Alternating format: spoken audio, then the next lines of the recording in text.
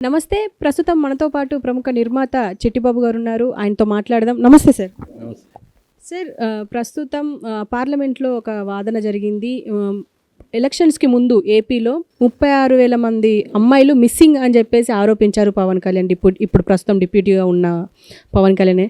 అయితే ఇప్పుడు దానికి అసలు ఆధారాలే లేవు అని చెప్పేసి కొట్టిపారేశారు. కొట్టిపారేయండి కదమ్మా, 36 కాదు 32,000 అని చెప్పింది. పార్లమెంట్లో ఈ విషయంగా పార్లమెంట్లో బండి సంజయ్ గారు అడిగారు దీని వివరాలు ఇవ్వమని. 32,000 మంది ఆ తెలుగు పిల్లలు పోయారని చెప్పేసి ఎన్నికలప్పుడు జరిగింది. సో దాని గురించి వివరాలంటే హోమ్ మినిస్ట్రీ రిటర్న్ రిప్లై ఇచ్చింది. అలాంటిది ఏమీ జరగలేదు, ఆంధ్రాలో 32,000 అమ్మాయిల రిపోర్టర్ వచ్చి రాజకీయ ప్రలాపం తప్పితే ఏం కాదు. వాళ్ళు మొత్తం 2017 నుంచి కూడా ఎంతమంది మిస్ అయ్యారు ప్రతి సంవత్సరం, ఎంతమంది రికవర్ చేయగలిగారు అన్ని లిస్ట్ ఇచ్చుకుంటూ వచ్చారు. దాదాపు 48,000-49,000 మంది ఎంతో ఉంటే అందరినీ రికవరీ చేశారు, అందరినీ కాపాడారు. 700 మంది ఇంకా దొరకలేదు. 700 మందిని కూడా అవి కూడా చాలామంది వాళ్ళు ఫ్యామిలీ సెటిల్ చేసేసుకుని ఫ్యామిలీలో సెటిల్పై మా దాకా రిపోర్ట్ రాలేదు. కానీ ఇందుట్లో ఈ కిడ్నాపులు అనేవి లేవు. అవి ఒట్టి రాజకీయంగా వాడుకున్న మాట తప్పితే వాళ్ళ అమ్మేశారని అని రాజకీయంగా వాడిన అబద్ధం అని క్లియర్గా రిటర్న్ మామూలు నోటితో చెప్పకుండా రిటర్న్ రిప్లై ఇచ్చారు. దీన్ని బట్టి తేలిందేంటి, ఆనాడు పవన్ కళ్యాణ్ రాజకీయం కోసం ఓట్ల కోసం ప్రజల్ని మభ్యపెట్టి ఇలాంటి పచ్చి అబద్ధాన్ని నాకు ఒక ఆఫీసర్ చెప్పాడని ఒక పచ్చి అబద్ధాన్ని ప్రమోట్ చేసి ప్రజలు నమ్మించి ప్రజలు కూడా అయ్యో ఇంతమంది అమ్మాయిలు పోయారు, ఈ ప్రభుత్వం పట్టించుకోవట్లేదు, పవన్ కళ్యాణ్ పవర్ స్టార్ వస్తే చించేస్తాడు, దూకేస్తాడు, దుంపేస్తాడు అని సినిమాలో చేసేస్తాడు అని నమ్మి ఓట్లేశారు. ఇవాళ అది పచ్చి అబద్ధం తేలిపోయింది. పచ్చి అబద్ధం ఓట్ల కోసం.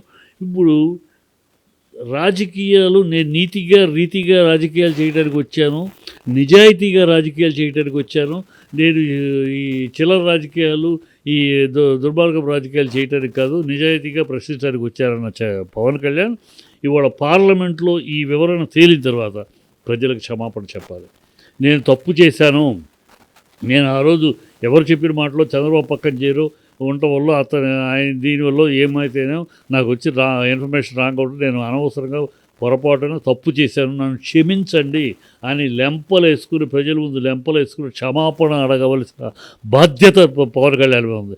అది కనుక నిజంగా తనకు పౌరుషం ఉంటే, నేను పౌరుషం ఉన్నవాడిని, నేను మొగతనం ఉన్నవాడిని, నేను అలాంటి వాడిని ఇలాంటి వాడిని లేస్తే మాట్లాడింది ప్రగల్భాలు పబ్లిక్ మీటింగ్లో మాట్లాడటం కాదు, పబ్లిక్లో మీటింగ్లో మాట్లాడి వాళ్ళ నిజాయితీగా నువ్వు చేసిన తప్పుకి ఇంత అన్యాయం ఇంత అంటే ఆ టైంలో ఏమైపోయింది, ఈయన వాక్యం వల్ల ఈయన కూటమి ఈ మాటలు మాట్లాడటం వల్ల ఆంధ్ర ప్రజల మగపిల్లలకి ఆడపిల్లల్ని ఇవ్వడానికి కూడా ఇతర రాష్ట్రాల్లో ఉన్న తెలుగు వాళ్ళు బయటకు వచ్చేవారు కాదు, భయపడ్డారు. ఎందుకు అమ్మో ఆంధ్ర రాష్ట్ర అమ్మాయిలు పోతున్నారంట, మన పిల్లల్ని ఆ ఊరికి పంపించలేదు. కానీ అట్లాంటి ఆంధ్ర రాష్ట్రానికి ఒక అవమానకరమైన పరిస్థితి కలిగించాడు పవన్ కళ్యాణ్ ఆయన కూటమి. అలాంటి పరిస్థితి ఇవాళ ఎంత అవమానం కలిగి ఆంధ్ర రాష్ట్రానికి వాలంటీర్లు పాపం చేస్తే వాళ్ళు ఏదో డేటాలు తీసుకెళ్ళి అమ్మేశారు అని పాపం వాళ్ళని ఆభాసపాలు చేసి అందులో వాలంటీర్లు ఆడపిల్లలు కూడా ఉన్నారు. తలదించుకుని ఆడపిల్లలు ఏం చెప్పుకోవాలి, ఎలా చెప్పుకోవాలి, ఈ మాటకి ఎలా సమానం చెప్పుకోవాలో తెలియక ఆడపిల్లలందరూ ఏంటి ఊర్లో మీరేంటి వాలంటీర్ పనులు అమ్మాయిలందరికీ పంపిస్తున్నారంటే ఎక్కడికో అని అడుగుతూ ఉంటే ఏం చెప్పుకోవాలో తెలియక అవమాన భారంతో తలడిల్లిపోయారు. ఇవాళ అన్నిటికీ పరిష్కారం ఇవాళ పార్లమెంట్లో వచ్చింది. ఇవాళ పవన్ కళ్యాణ్ మనిషి అయితే, మనిషి నిజంగా పౌరుషము ఉంటే, నిజాయితీ ఉంటే, రీతిగా రాజకీయాలు చేయడానికి వచ్చినవాడైతే అతనికి ఏమాత్రం సంస్కారం ఉన్నా ఇవాళ ప్రజల ముందుకు వచ్చి నేను తప్పు చేశాను, నన్ను క్షమించండి అని చెంపలు వేసుకోవాల్సిన అవసరం ఉంది. ఇప్పుడు నీతిగా రాజకీయాలు చేయడానికే వచ్చాను అని చెప్పేసి చాలాసార్లు అన్నారు మీరు అన్నట్టుగానే. అలాంటప్పుడు ఇలాంటి అంటే అసలు నిరాధారమైన మాటలు ఎందుకు మాట్లాడారు అంటారు?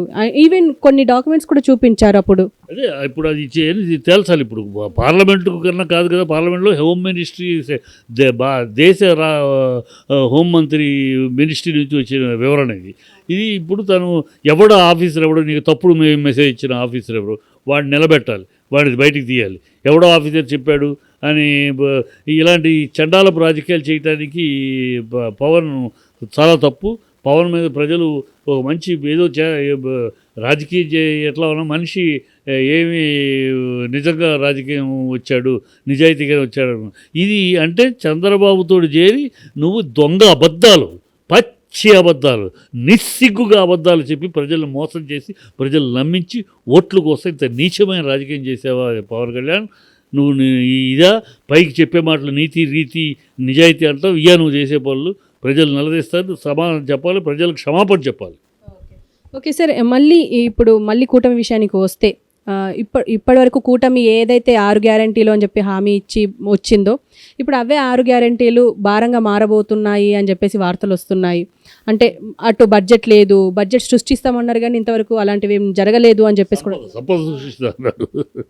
అంటే ఇప్పుడు చంద్రబాబు ఇలాంటి ద్రోహ పనులు చేస్తాడని తెలుసమ్మా ముందు నుంచి. మాలాంటి నేను నా డిబేట్లు చూస్తూ కూడా నేను చెప్పాను, నమ్మొద్దు అని ప్రజలకు విజ్ఞప్తి కూడా చేశాను. నమ్మొద్దు, అతను చేయడు. గతంలో కూడా ఎన్ని వాగ్దానాలు చేశాడు, ఏమి నెరవేర్చాడు.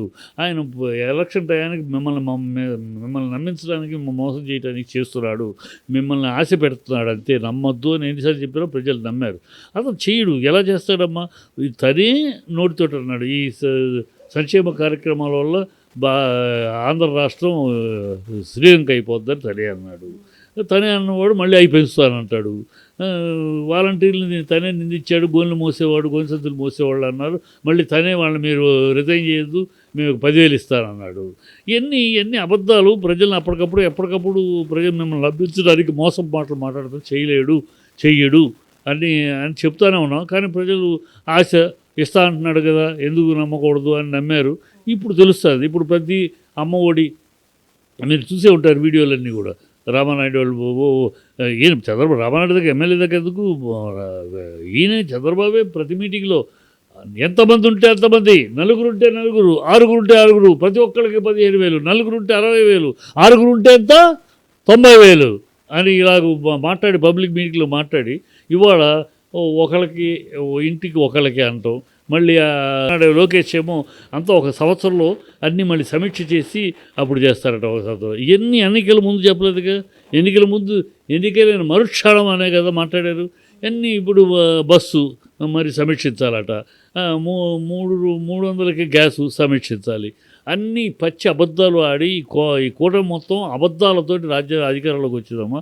ఇగో ఇప్పుడు పవన్ కళ్యాణ్ అమ్మాయిల విషయం కోర్టు తేలిపోయింది దీంట్లో పార్లమెంట్లో. ఇలాంటి అబద్ధాలు మాట్లాడి అబద్ధాలతోటి ప్రజలు నమ్మించి మోసగించి అధికారంలోకి వచ్చారు. ఇప్పుడు ఒక్కొక్కటి బయటపడుతుంది. వీళ్ళు ఈ చంద్రబాబు యొక్క సహజ లక్షణం అంతే. సహజ లక్షణం నమ్మించటం, మోసం చేయటం, అబద్ధాలు చెప్పడం, ప్రజల్ని ఏదో ఒక భ్రమలోకి తీసుకెళ్ళటం, ఇలా రాజకీయ లబ్ధి పొందటం. ఆయన రాజకీయ జీవితం అంతా అంతే. అదే చేశాడు, ఇప్పుడు అదే చేస్తున్నాడు. ప్రజలు ఇప్పుడు తెలుసుకుంటున్నారు. కానీ ఇప్పుడేం చేతులు కాలినాక అసలు ఓట్లు వేస్తారు కదా, నమ్మి ఓట్లేసి గెలిపించేశారు. ఇప్పుడు అధికారంలో ఉన్నాడు, రీకాల్ చేసే పరిస్థితి లేదు కదా. మనకు చట్టంలో కనుక నచ్చకపోతే రీకాల్ చేసే పరిస్థితి ఉంటే ప్రజలు రీకాల్ చేస్తారు. రీకాల్ చేసే చట్టం మనకు లేదు కదా.